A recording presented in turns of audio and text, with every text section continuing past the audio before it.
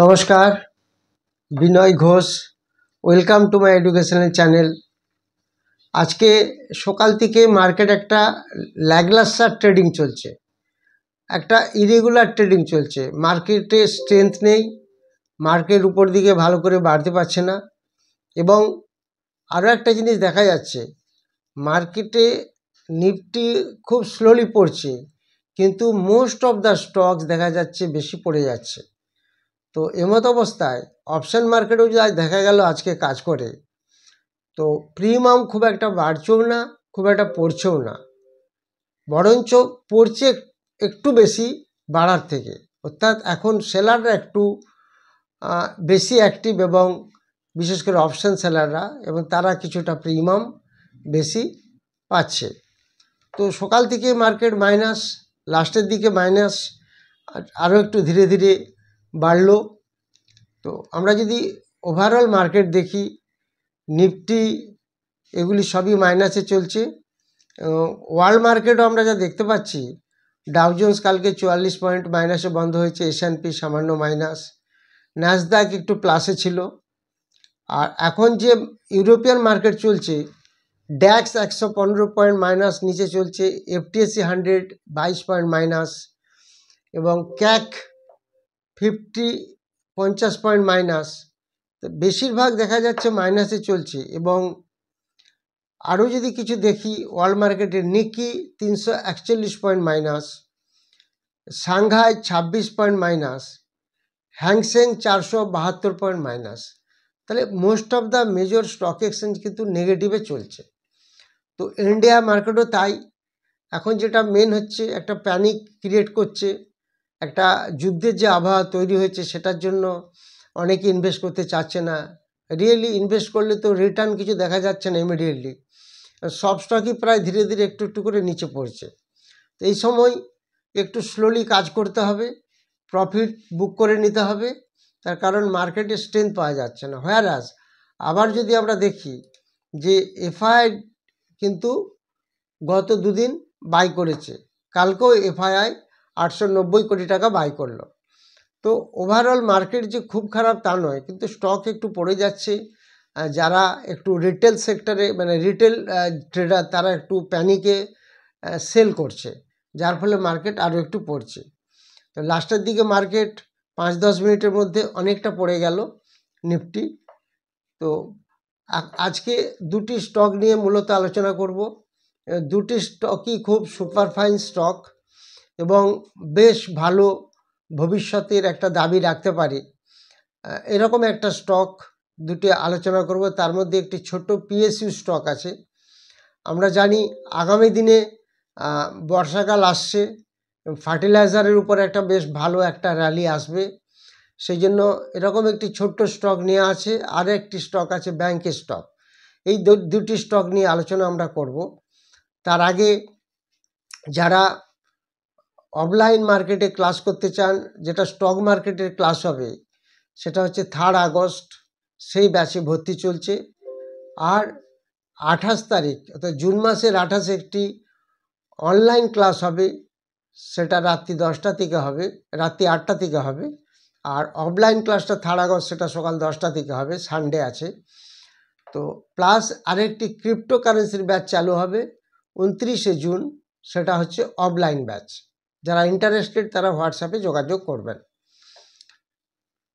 এবার আপনারা কিছু কিছু জিনিস জানতে চেয়েছেন, যেটা কমেন্ট সেকশনে দিয়েছেন, সেটা হচ্ছে পিয়ালিমিতে জানতে চেয়েছেন বেল রাইস ইন্ডাস্ট্রিজ বা বেল 1 বছরের জন্য রাখলে ভালো হবে।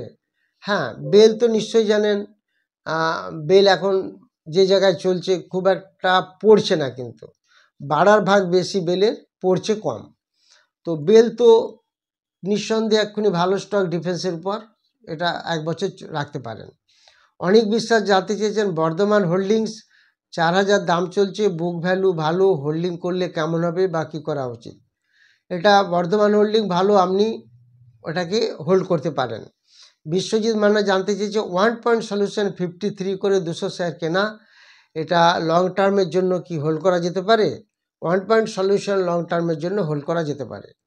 মৃন্ময় সিনহা জানতে চেয়েছে সিমেন্সের 6টা শেয়ার ডিসেম্বর জানুয়ারিতে কিনেছি, এখনও সিমেন্স এনার্জি শেয়ার পাইনি, প্লিজ জানাবেন।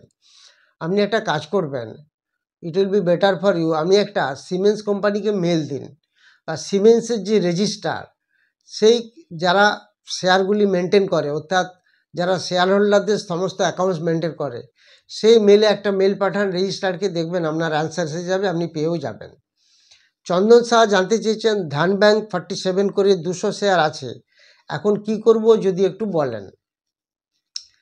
তো এই যে ধান ব্যাংক, এটা তো দেখছি প্রফিট বেড়েছে, এফআইআর কাছেও 15%, 15% শেয়ার আছে, ডিআইয়ের কাছে কিন্তু প্রায় শেয়ার নেই বললেই চলে। ম্যাক্সিমাম শেয়ার আছে পাবলিকের কাছে প্রায় 85%। ফেস ভ্যালু এখনও 10 আছে, বুক ভ্যালু 35। এই শেয়ারটা একটু হোল্ড করুন। ধন ব্যাংক। জয়া বোস জানতে চেয়েছেন অরবিন্দ ফার্মা 1154 কেনা আছে, এটা কি রাখা যাবে? দেখুন, ফার্মা সেক্টরের উপর একটা তারিফের ব্যাপার আছে, যদি আপনার প্রফিট থাকে তাহলে কিছুটা প্রফিট বুক করে নেবেন, আদারওয়াইজ ফার্মা সেক্টর একটু পড়ার চান্স আছে due to tariff. Joydeb Das জানতে চেয়েছেন পানদানা স্ফূর্তি 304 করে কেনা আছে, এখন কি করা উচিত বলুন। এখন তো 304-এর থেকে বেশি দাম চলছে বলে মনে হয়, তাহলে কিছুটা প্রফিট বুক করে নেবেন, এবং আমার মনে হয় আপনার অলরেডি 10 to 15% প্রফিট আপনার অলরেডি চলছে উপরে, তাহলে একবার প্রফিট বুক করবেন।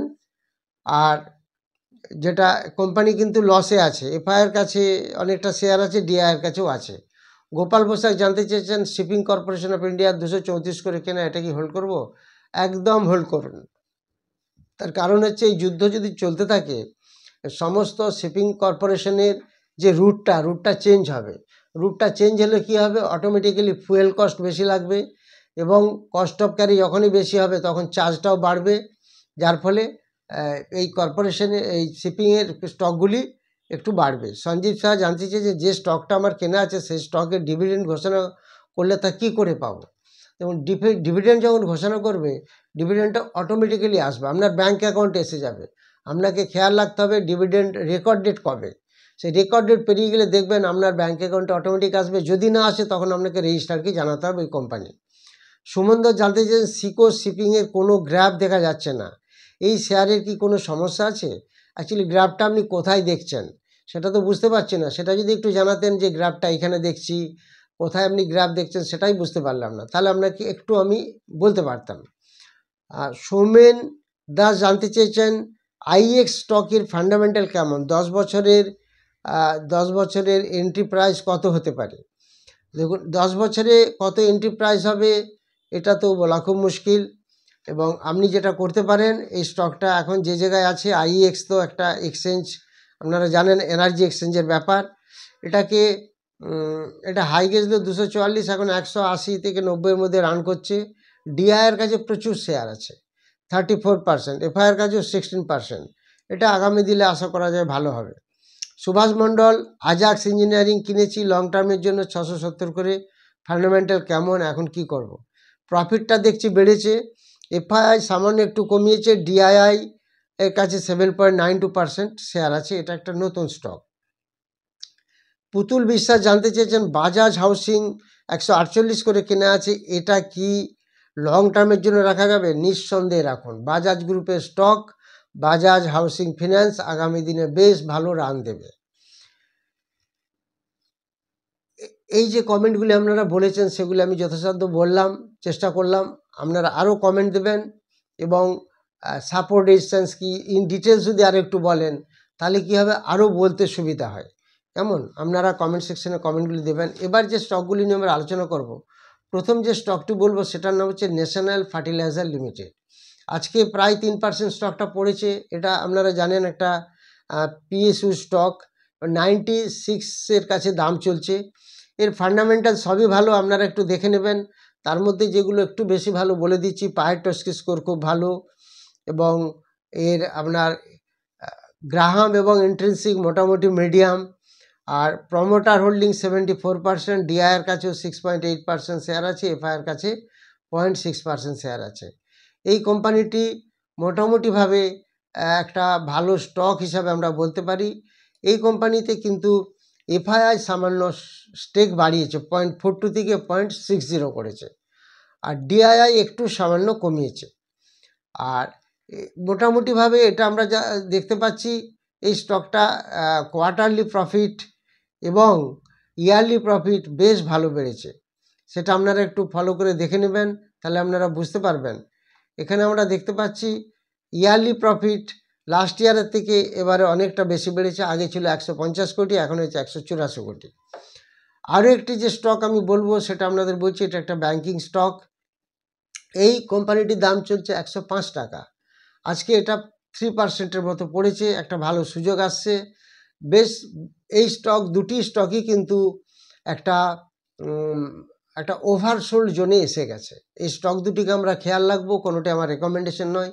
এই যে স্টকটি সেটা হচ্ছে কানাড়া ব্যাংক। নিশ্চয়ই আপনারা জানেন এর প্রাইস চলছে এখন 105 টাকার কাছাকাছি। এর হোয়ারাস বুক ভ্যালু কিন্তু দেখুন 116 কানাড়া ব্যাংকের। আবার যদি আপনারা গ্রাহক নাম্বার এবং ইন্ট্রিনসিক ভ্যালু দেখেন প্রচুর হাই। তো আলটিমেটলি এই স্টকটা আগামী দিনে মার্কেট যদি ঠিকঠাক থাকে দেখবেন খুব জোরে একটা ভালো জায়গায় যেতে পারে। এর আরওই ভীষণ ভালো, 18%-এর মতো। এফআইআর কাছে 10% শেয়ার আছে, ডিআইআর কাছে 11.8% শেয়ার আছে। এই দুটি স্টকই ভালো। এই কানাড়া ব্যাংকের সম্বন্ধে তো বলার কিছু বিশেষ নেই, আপনারা জানেন এর সমস্ত ফান্ডামেন্টাল খুব ভালো। আপনারা দেখলে, এখন তো শিখে গেছেন, আপনারা দেখলে বুঝতে পারবেন ভীষণ ভালো স্টক। যারা ভিডিওটি নতুন দেখছেন তারা অবশ্যই সাবস্ক্রাইব, লাইক এবং শেয়ার করবেন, এবং সাথে সাথে আপনারা কমেন্টগুলি দেবেন। আর আজকে শর্টসটা সকালে দিতে পারিনি, যেটা 7:30টার মধ্যে বেরোয়। আজকে একটু কাজ ছিল, সেই কারণে দিতে পারিনি। কালকে শর্টস আবার দেবো। শর্টসের মধ্যে ভ্যালুয়েবল, অনেকেই হোয়াটসঅ্যাপ করেছেন, অনেক তো ভ্যালুয়েবল ইনফরমেশন আমরা পাই। ওটা আজকে দিতে পারেননি কেন? আমি বললাম ওটা কালকে দিতে পারবো, আজকে একটু কাজের চাপ ছিল। যারা অফলাইনে ক্লাস করতে চান বা অনলাইনে ক্লাস করতে চান, এবং সব লাইভ মার্কেটে দেখানো হবে, সমস্ত প্র্যাকটিক্যালি দেখানো হবে, ওভারঅল সবথেকে যেটা আমরা খুব সুন্দর করে শেখাই সেটা হচ্ছে স্টক সিলেকশন। আপনি একটা স্টককে কত তাড়াতাড়ি কিনে কত তাড়াতাড়ি বিক্রি করতে পারবেন, সেই যে স্টক সিলেকশন, তার যে ফর্মুলা, তার যে সেট আপ, সেগুলি আমরা একদম হাতে নাতে শিখিয়ে দিই। সেই ফর্মুলাগুলি প্রত্যেকটির আলাদা আলাদা ফর্মুলা, ইন্ট্রাডে, সুইং এবং future option. Thank you very much for watching my video.